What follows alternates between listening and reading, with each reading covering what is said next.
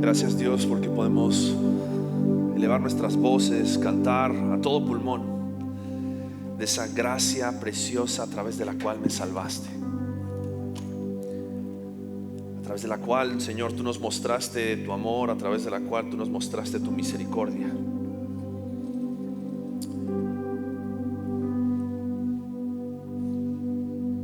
Queremos unirnos, Señor, en este momento a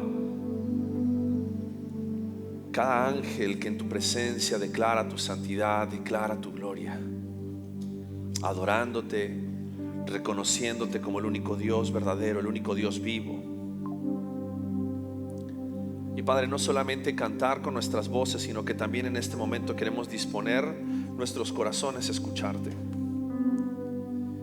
Queremos ser transformados por tu palabra. Queremos, Señor, conocerte más. Y al conocerte más, Dios, queremos pedirte también que cada una de nuestras vidas sean cambiadas, sean moldeadas conforme a nuestro Señor Jesucristo. Espíritu Santo, te necesitamos en esta mañana. Necesitamos que seas tú el que abra nuestro entendimiento, el que abra nuestros ojos a la verdad de tu palabra, a la verdad que tú inspiraste hace miles de años atrás, pero que sigue siendo verdadera y necesaria para nosotros, para cada una de nuestras vidas, para cada uno de nuestros corazones esta mañana. Te pedimos por esto en el nombre de Cristo Jesús. Amén. Amén. Pueden tomar sus lugares, por favor. Esta mañana los jóvenes tienen su tiempo aparte, entonces todos los jóvenes son bienvenidos a poder salir por esa puerta, y a la mano derecha van a encontrar un salón donde también van a tener una clase, una prédica especial para ustedes por parte de Dani. La razón por la cual hacemos esto, para quienes hoy tal vez es su primera vez, es porque creemos que es una oportunidad también para que los jóvenes puedan compartir entre ellos, conocerse entre ellos. La charla es la misma prédica, el mismo pasaje que nosotros estudiamos esta mañana aquí, pero en inglés. Entonces algunos se sienten también más cómodos escuchando la predicación en inglés. Entonces es una oportunidad para que los jóvenes puedan también tener un tiempo con Dios, un tiempo también para compartir entre ellos y conocerse más, conociendo también de la palabra. Filipenses capítulo 1 versículos 27 al 30. Llegamos al final del capítulo 1 en nuestra serie de Filipenses. Vamos a estar hablando de este libro de la Biblia, esta epístola, esta carta del apóstol Pablo a la iglesia en Filipos. Esta es una de las iglesias muy amadas por el apóstol Pablo, pero también es una de las iglesias, una de las ciudades en las cuales el apóstol Pablo sufrió encarcelamiento, en las cuales el apóstol Pablo sufrió persecución. Y es una iglesia que el apóstol Pablo también le tenía mucho cariño, le tenía mucho aprecio. Esta es una iglesia que había estado muy presente en la vida del apóstol Pablo, no solamente porque habían estado ofrendando para su ministerio, le habían estado enviando dinero para poder apoyar la obra que él estaba haciendo y las iglesias que él estaba plantando, sino que también fue una iglesia que estuvo de manera personal, presencial con el apóstol Pablo. Vamos a ver más adelante en la carta cómo el apóstol Pablo les agradece por el ministerio de la presencia, por el hecho de haber estado presentes con él en los momentos difíciles, en sus encarcelamientos, dentro de todo lo que él estuvo haciendo, plantando iglesias. Entonces Pablo le escribe esta carta a esta iglesia de Filipos, una iglesia que tal vez estaba experimentando sufrimiento, que estaba experimentando persecución, que tal vez algunos de ellos iban a experimentar partes de los sufrimientos que él estaba viviendo a causa de la predicación del evangelio, y les escribe para animarlos. Algo que es impresionante es pensar esto. El apóstol Pablo era una persona súper movida, súper activa. Él no perdía el tiempo, iba de ciudad en ciudad plantando iglesias, haciendo discípulos, predicando en las sinagogas, enseñando la palabra de Dios. Pero Dios de repente lo pone en la cárcel durante un periodo de tiempo, y mientras él estaba en la cárcel, él escribe más de la mitad de las cartas que nosotros hoy tenemos y que de las cuales nosotros hoy estudiamos y aprendemos de la vida cristiana. Y algo que es importante es que a veces podemos llegar a pensar que las interrupciones y aquellas cosas que suceden en nuestra vida, que podrían parecer que van en contra de los propósitos de Dios, realmente funcionan como parte del propósito de Dios para nuestra edificación y la edificación de la iglesia, la edificación del cuerpo de Cristo. Y es algo que el apóstol Pablo va a mostrarles ahora en esta última porción del capítulo 1. La semana pasada veíamos en el capítulo 1 de Filipenses cómo el apóstol Pablo les hablaba acerca de sus prisiones y de su sufrimiento. Y hoy termina hablándoles y mostrándoles cómo los creyentes debemos vivir de tal manera que demostremos lo que creemos acerca del evangelio. Los creyentes en Cristo debemos de vivir de tal manera que demostremos lo que creemos acerca del evangelio. Y hay veces que es muy fácil mostrarlo. Es muy fácil mostrar lo que creemos acerca del evangelio, lo que creemos acerca de la palabra, cuando las personas con las cuales estamos compartiendo son amigables y hay una empatía.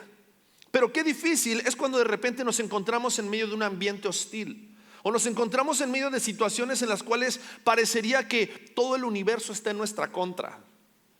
Y en esos momentos es en los cuales tenemos que mostrar realmente lo que nosotros creemos acerca del evangelio.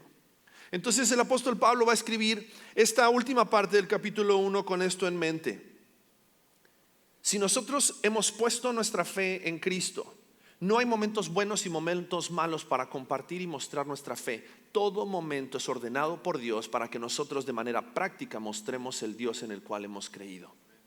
Entonces mira lo que dice este pasaje, versículos 27 al 30 del capítulo 1. Dice así: solamente compórtense de una manera digna del evangelio de Cristo, de modo que ya sea que vaya a verlos o que permanezca ausente, pueda oír que ustedes están firmes en un mismo espíritu, luchando unánimes por la fe del evangelio.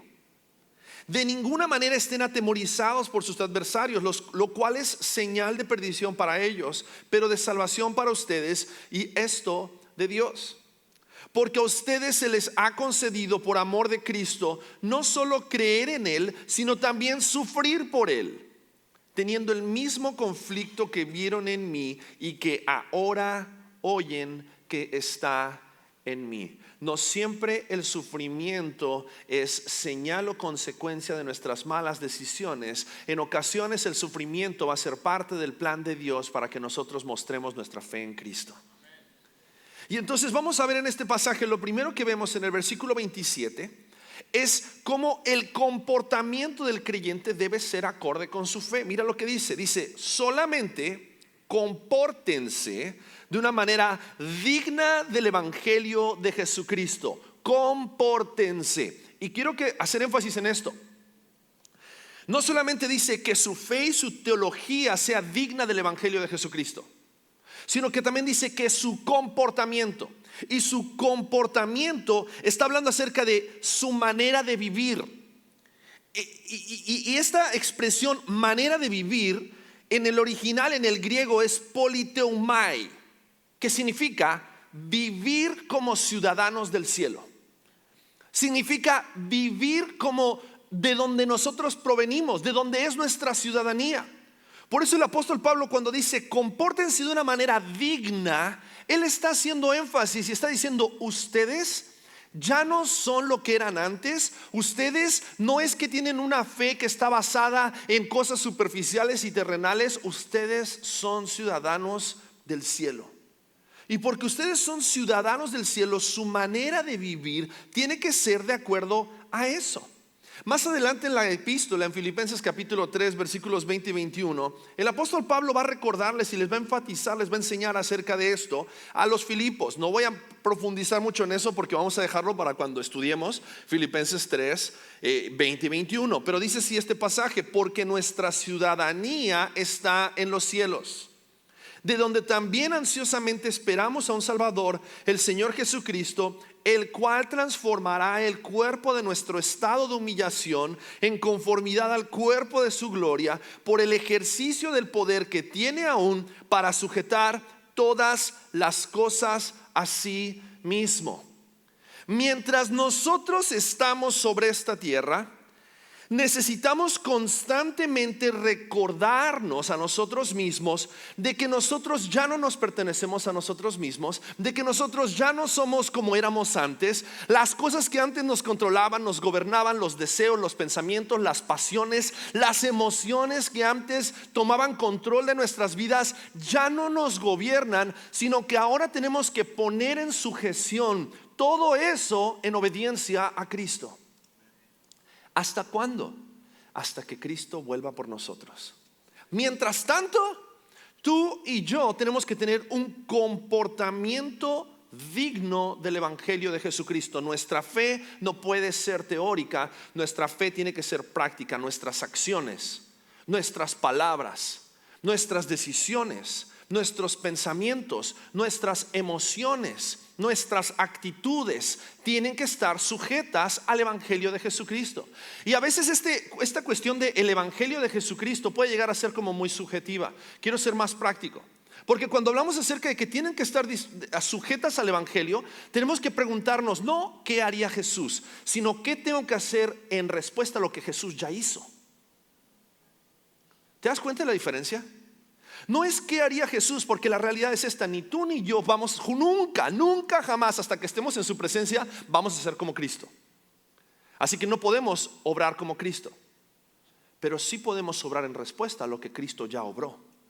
¿Qué fue lo que Cristo ya hizo? Cristo murió en la cruz del Calvario, derramó su sangre por pecadores como tú y como yo, para que nosotros podamos entender el perdón, para que nosotros podamos entender la reconciliación, para que nosotros podamos entender lo que significa amar a nuestros enemigos y estar dispuesto a entregar nuestra vida por otros. El Evangelio tiene que moldear la forma en la cual nosotros vivimos. Pablo, pero es que es tan difícil perdonar a esa persona. ¿Y tú crees que tú no eras difícil de perdonar? ¿Tú no crees que tus pecados eran suficientes como para que Dios dijera, nah, este ya no lo perdono, este mejor que sea depósito de mi ira? Pero ¿cuántas veces nosotros preferimos aplicar la ira de Dios de manera práctica en las relaciones interpersonales que tenemos, en lugar de aplicar el perdón y la reconciliación que aprendemos acerca del Evangelio? Entonces, cuando nosotros hablamos de una manera digna del Evangelio de Jesucristo, estamos hablando de una exclusividad, lo que indica la importancia principal de este mandato. Tú ahora tienes derechos exclusivos comprados por Dios para que la forma en la cual tú vivas represente el Evangelio de Jesucristo.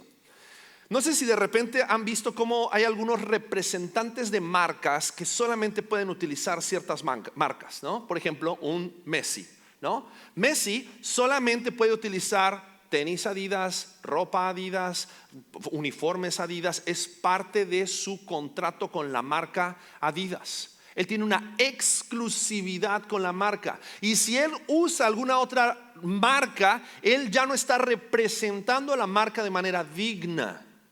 Y si él hace algo en su persona, con su conducta, con lo que sea, Adidas tiene la libertad de retirarle la representación de la marca, y todos los millones de dólares que le habían prometido a Adidas, ellos pueden retirárselos a causa de que él no es un embajador digno de la marca. Cuando nosotros vemos aquí este pasaje y vemos que entendemos de que tú y yo somos embajadores, porque también 2 Corintios capítulo 5 versículo 20 dice que somos embajadores en nombre de Cristo, como si Dios rogase por medio de nosotros. Os rogamos en nombre de Cristo, reconciliaos con Dios. Una manera digna de vivir el Evangelio es entender que nosotros tenemos un contrato exclusivo de representación de marca con el Evangelio de Jesucristo. La única forma correcta de vivir nuestra vida es viviendo en obediencia y reflejando el Evangelio de Jesucristo. Por eso el comportamiento del creyente, Pablo les escribe y les dice: solamente, exclusivamente, compórtense de una manera digna del Evangelio de Cristo. Por eso necesitamos alinear nuestro comportamiento y valores con las enseñanzas de Jesús. Esas enseñanzas que Jesús enseñó en el Sermón del Monte, cuando Jesús dijo: hey, si alguien te hiere en una mejilla, tienes que poner la otra mejilla. Si alguien te pide que le des la capa, dala y quítatela de tus hombros y dásela a esa persona, porque esa es la manera de Jesucristo. Esos son los valores del reino, cuando nosotros reflejamos el carácter de Cristo en nuestra vida diaria. Lo primero entonces que vemos es el comportamiento del creyente debe ser acorde con su fe. Cuando nosotros vivimos la vida cristiana, tenemos que demostrar lo que creemos del Evangelio. Comportamiento. Lo segundo que vemos en este pasaje es que la consistencia del creyente demuestra su integridad. El comportamiento debe ser de acuerdo a su fe, pero la consistencia del creyente demuestra su integridad. Y mira lo que dice la siguiente parte del pasaje. Dice, de modo que ya sea que vaya a verlos o que permanezca ausente, pueda oír que ustedes, y después describe, están firmes en un mismo espíritu, luchando unánimes por la fe del evangelio. Y lo que el apóstol Pablo está diciendo es esto: tú no puedes ser de una manera cuando yo estoy contigo y una manera cuando yo no estoy presente. Consistencia significa que eres la misma persona en presencia de aquellos que te piden cuentas de tu manera de vivir, como cuando estás lejos y cuando estás a solas o cuando estás en medio de tu ambiente laboral. Porque claro, si estamos todos aquí en la iglesia y venimos y nos reunimos, hermano Juan Camilo, qué bueno verlo, muy buenos días, Dios le bendiga, ¿no? Utilizamos palabras hasta rebombantes que no utilizaríamos en nuestras conversaciones diarias. Tú no saludas así a tu jefe el lunes, el martes, el miércoles, el jueves. Tú no lo saludas así. Pero hay veces que cuando estamos en medio de creyentes, estamos en medio de cristianos, estamos en medio de personas con quienes nosotros queremos dar una imagen, oramos y oramos, amantísimo Padre Celestial, en presencia de los ángeles multitudinarios en tu gloria. Y entonces es como que no oras así cuando estás a solas en tu casa. Muchas veces somos de una manera delante de otros, pero ¿cómo somos cuando no hay otros que estén ahí para realmente verificar y validar de que estamos viviendo de una manera correcta delante de Dios?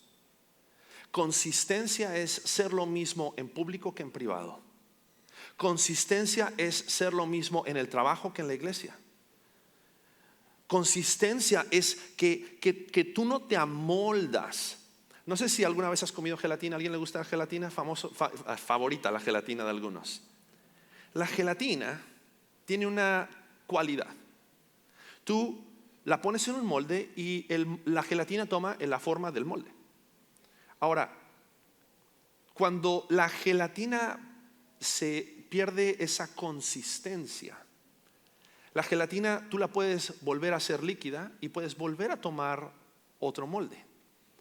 No sé si vas a ver igual, pero la realidad es que si tú y yo queremos dar testimonio, el testimonio correcto de acuerdo a nuestra fe en el evangelio, tenemos que ser personas de consistencia. Tenemos que ser personas que no van tomando la forma del lugar en el cual nosotros estamos, que no van tomando la forma de las relaciones con las cuales nosotros nos codeamos, que no van tomando. Por eso Romanos habla acerca de no conformarnos a este siglo.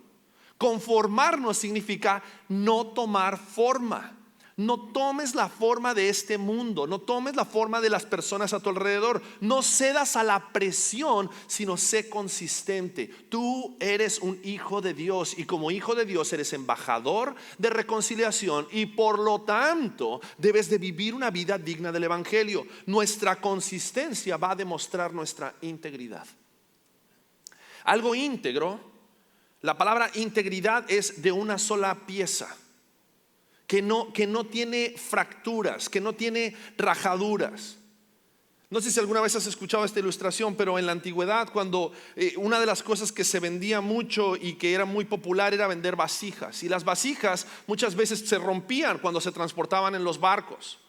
Y estas vasijas, cuando de repente el mercader se le rompía, algo que hacía era ponerle cera a la vasija y entonces volvía a unir las piezas que se habían roto para venderla como si fuese una sola pieza, cuando en realidad esa vasija estaba rota. Y si hay algo que a nosotros nos debe distinguir, es que nosotros somos de una sola pieza. Es que nosotros lo que decimos y hacemos es en respuesta a lo que nosotros hemos dicho que hemos creído. Y no estamos vendiendo gato por liebre. No estamos diciendo que somos cuando en realidad no actuamos, porque lo que creemos no está de acuerdo con la forma en la cual nosotros vivimos. Nuestra consistencia, nuestra forma de vivir. Por eso el apóstol Pablo dice: sea que vaya a verlos o que permanezca ausente, que pueda oír de ustedes que son la misma persona.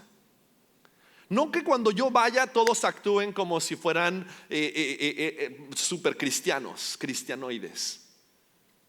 Pero cuando yo no estoy ahí con ustedes, ustedes de repente hacen de su vida un papalote. Y esa es la consistencia a la cual Pablo está llamando a estos creyentes y les dice: su comportamiento debe ser acorde a su fe, su consistencia va a demostrar su integridad si ustedes son una persona íntegra, la misma persona con otros que conmigo. Y esta importancia acerca de la integridad y la coherencia en nuestro caminar como cristiano es sumamente relevante, porque es una de las razones por las cuales hoy en día es tan difícil evangelizar. ¿Sabes que no es difícil evangelizar a causa de todas las religiones que hay en el mundo? Es más difícil evangelizar a causa de los cristianos hipócritas y mediocres que han dado mal testimonio del evangelio.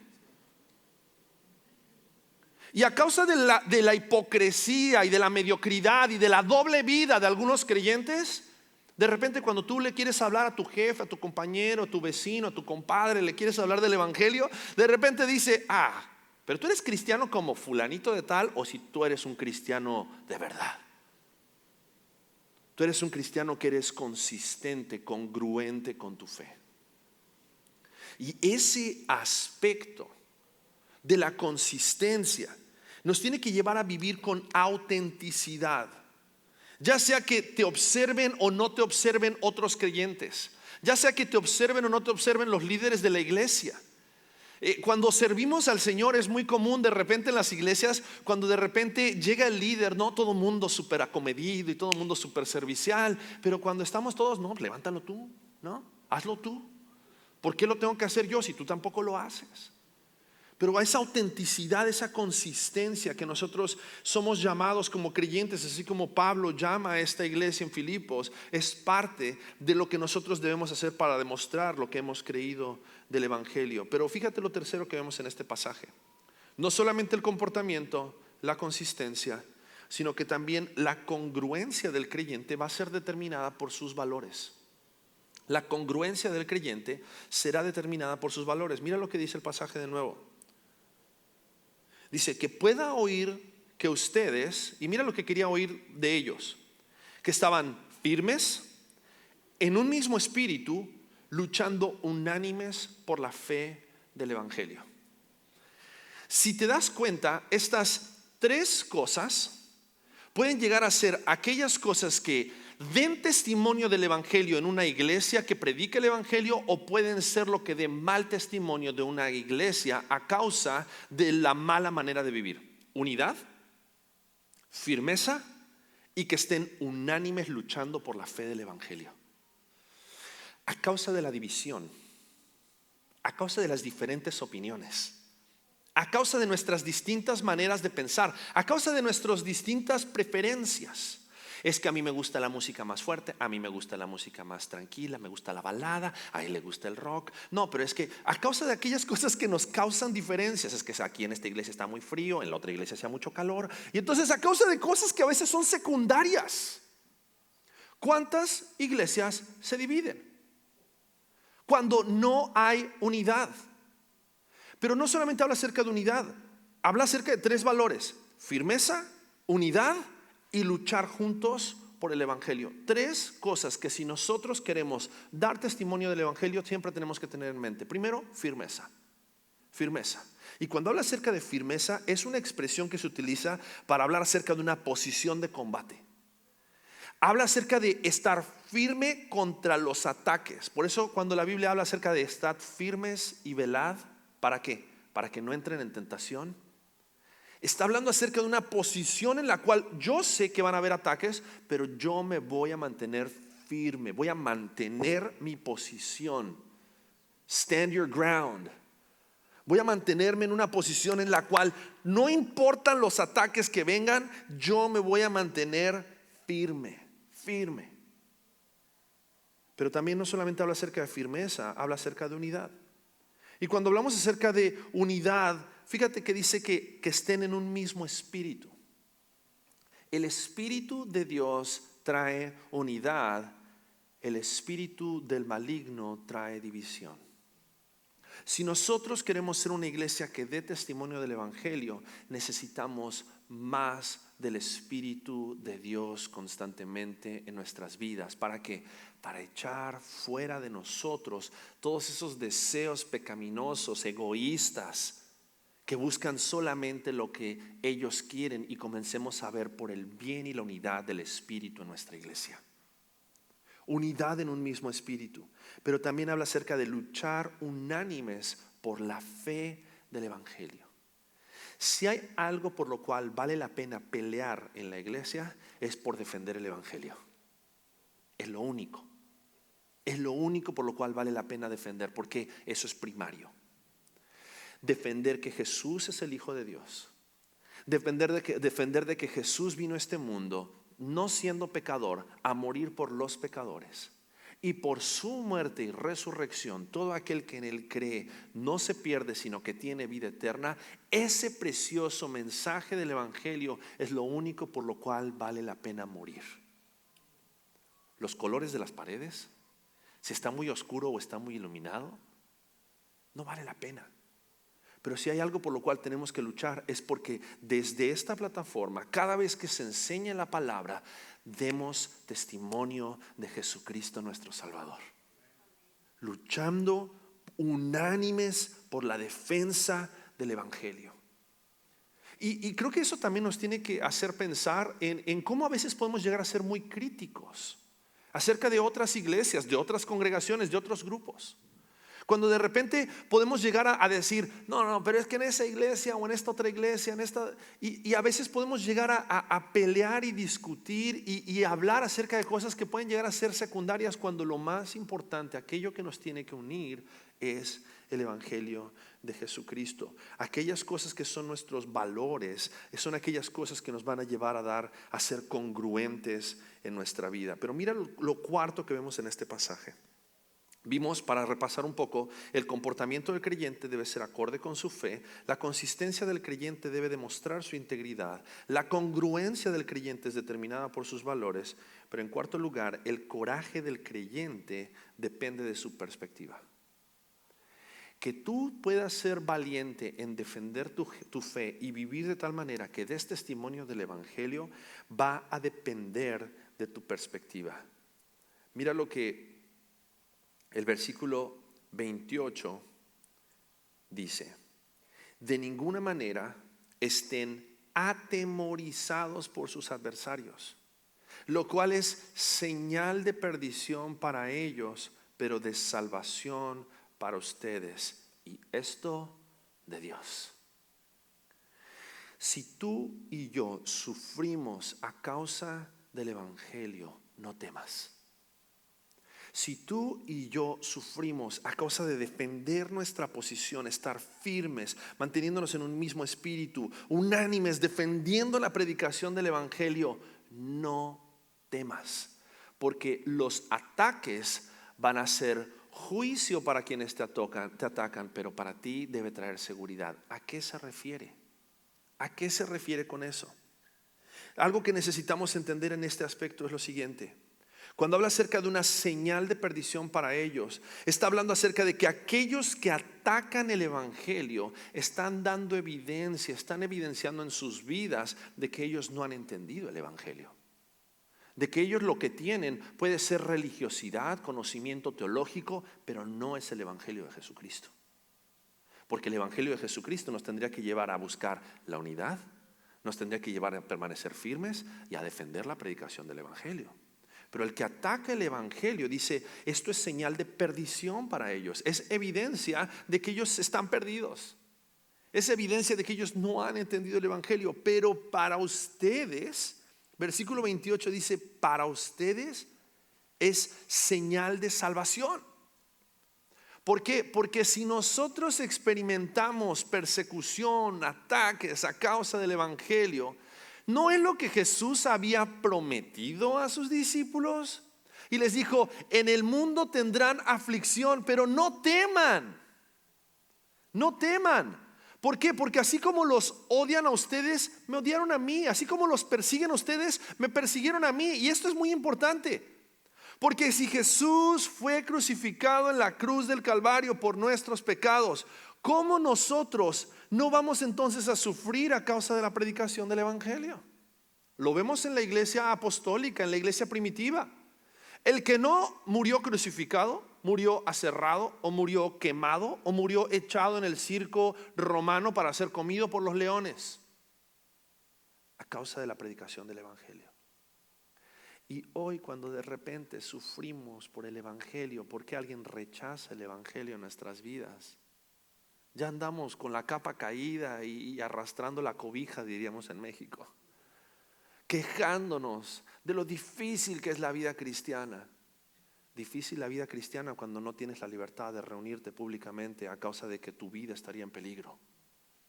Difícil la vida cristiana cuando de repente eres amenazado de muerte a causa de compartir el evangelio. Pero si sufres a causa del evangelio, dice, eso es señal de salvación para ustedes. Y no solamente eso, fíjate, dice, y esto de Dios. Esto de Dios. ¿Y por qué es importante entender eso?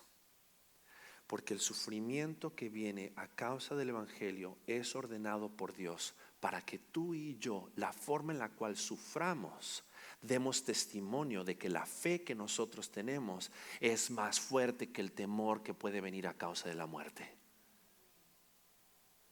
Porque ¿de qué le sirve a uno defender su vida? ¿De qué te sirve a ti defender tu vida si a causa de la predicación del evangelio puedes entregar tu vida y dar testimonio del amor de Cristo Jesús? Ahora, no significa que todos somos llamados a ser mártires. No todos somos llamados a ir a morir en un país musulmán a causa de la predicación del evangelio. Pero está hablando acerca de la actitud que debemos de tener de defender nuestra fe, entendiendo que si padecemos, eso ha sido ordenado por Dios. Y el sufrimiento que nosotros tengamos sobre esta tierra a causa de vivir el evangelio, y aquí no te estoy hablando acerca de predicar el evangelio y pararte en un cajón de manzanas en la plaza y que la gente te critique, te escupa a causa de predicar el evangelio. Está hablando acerca de tu forma de vivir. Está hablando acerca de tu comportamiento. Está hablando cuando tus compañeros de trabajo de repente se burlan de ti porque no te ríes de las mismas bromas.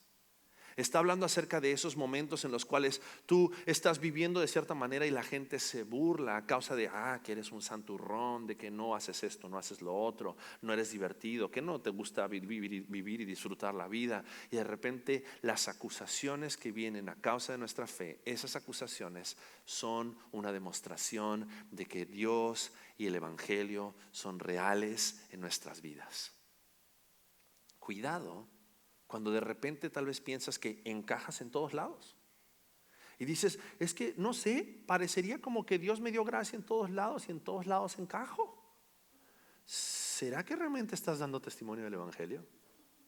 No digo que no hayas favor delante de los hombres y que Dios te utilice en lugares donde se te abran las puertas, pero analiza si tal vez no es que estás encajando porque te has amoldado, te has conformado a las conversaciones, a las actitudes, a las conductas, a las palabras, en lugar de vivir de una manera digna del evangelio. El coraje del creyente va a depender de su perspectiva, entendiendo esto, de que nuestro testimonio va a dar a conocer tanto a los perseguidores como a los hermanos en la fe el Dios en el cual nosotros creemos. Por eso les dice, no sean atemorizados, no tengan miedo de la persecución, no tengan miedo de la crítica, no tengan miedo de que las personas hablen mal acerca de ustedes, porque si ellos hablan mal acerca de ustedes a causa de que ustedes viven de acuerdo al evangelio, eso está dando testimonio de que la fe, aquello en lo cual ustedes han creído realmente es algo en lo cual ustedes creen y viven. Y por último, la última parte de este pasaje en el versículo 29 y versículo 30 dice, porque a ustedes se les ha concedido por amor de Cristo, no solo creer en Él, sino también sufrir por Él, teniendo el mismo conflicto que vieron en mí y que ahora oyen que está en mí. Acuérdense de esto, este es Pablo escribiendo desde la cárcel. Este es Pablo escribiendo desde el lugar de sufrimiento, en medio del sufrimiento. Y en medio del sufrimiento, en el lugar de sufrimiento, Pablo les va a mostrar que el conflicto en la vida del creyente es un privilegio de la gracia de Dios en sus vidas. El conflicto en la vida del creyente es un privilegio de la gracia de Dios en sus vidas. Fíjate lo que les dice, a ustedes se les ha concedido no por amor a Cristo, sino por amor de Cristo, no solo creer en Él, sino también sufrir por Él. ¿ves el sufrimiento como un privilegio, como parte de la demostración del amor de Dios en tu vida?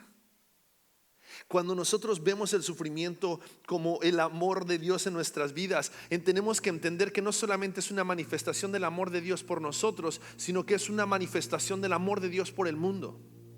Y debemos entender que el sufrimiento, como parte del caminar del creyente, es un honor y un privilegio para cada uno de aquellos que hemos puesto nuestra fe en Cristo. El apóstol Pablo podía comparar sus luchas con las luchas de los filipenses, porque él no les estaba hablando desde una plataforma de privilegio.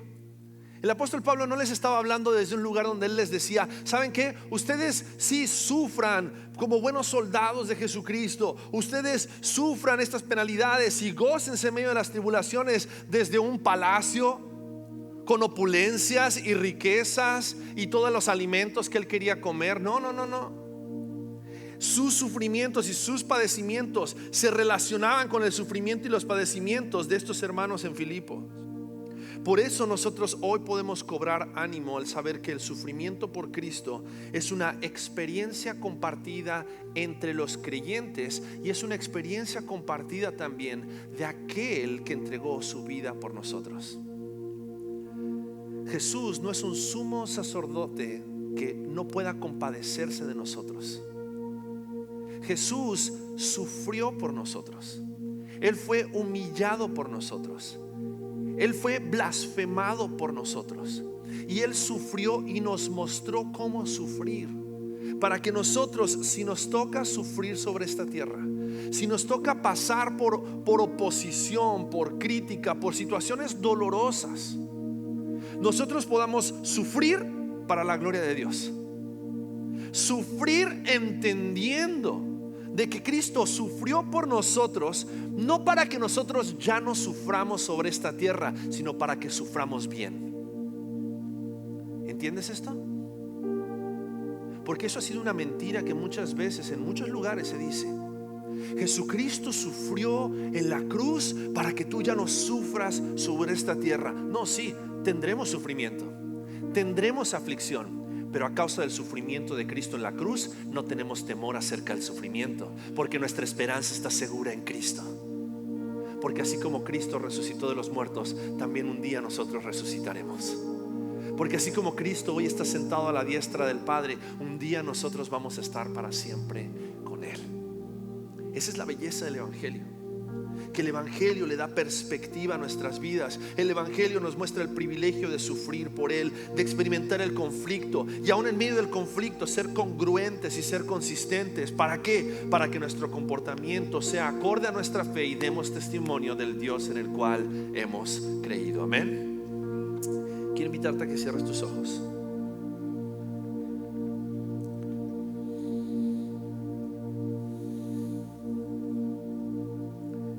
Quisiera que examines en tu corazón cómo ves el sufrimiento. ¿Lo has visto como una pena o lo ves como la gracia de Dios? La gracia de Dios para recordarte que por medio del sufrimiento de Cristo tú tienes hoy el perdón de pecados, y la gracia de Dios para que hoy tú puedas dar testimonio a otros en medio de tu sufrimiento. ¿O ves el sufrimiento como un obstáculo, como la pérdida de tiempo, cuando tal vez estás pensando: Dios, pero es que tú podrías estar haciendo tantas cosas grandes conmigo, en lugar de eso me tienes aquí sufriendo?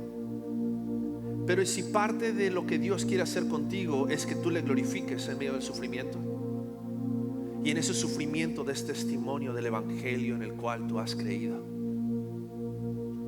Dios, ayúdanos a vivir una manera digna del Evangelio.